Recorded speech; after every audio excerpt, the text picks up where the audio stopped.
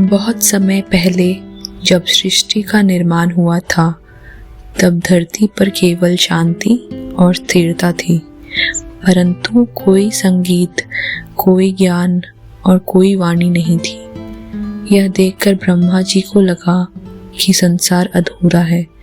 उन्होंने अपने कमंडल से जल छिड़ककर एक दिव्य शक्ति का आह्वान किया। उसी क्षण जल से एक अद्भुत स्त्री प्रकट हुई, जिनके 4 हाथ थे, श्वेत वस्त्र धारण किए हुए थे और उनके हाथ में वीणा, पुस्तक माला और वरद मुद्रा थी। यह देवी थी माँ सरस्वती, जिन्हें वाणी, संगीत, ज्ञान और विद्या की देवी माना गया। जैसे ही उन्होंने अपनी वीणा का पहला तार छेड़ा, संसार में मधुर ध्वनि गूंज उठी।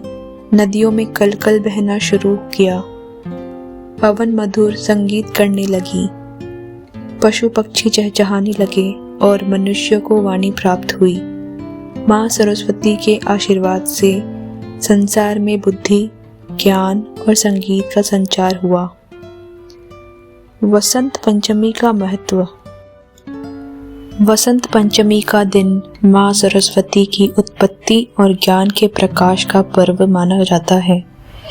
इस दिन शास्त्रों के अनुसार देवी सरस्वती की पूजा करने से विद्या, संगीत और कला में प्रगति होती है। विशेष रूप से विद्यार्थी, कवि, कलाकार और विद्वान इस दिन देवी सरस्वती की आराधना करते हैं। इस दिन प्रकृति भी अपने वसंत रूप में सज जाती है। सरसों के पीले फूल खिलते हैं, आम्र मंजरिया से पेड़ लद जाते हैं और कोयल की मीठी आवाज गूंजती है।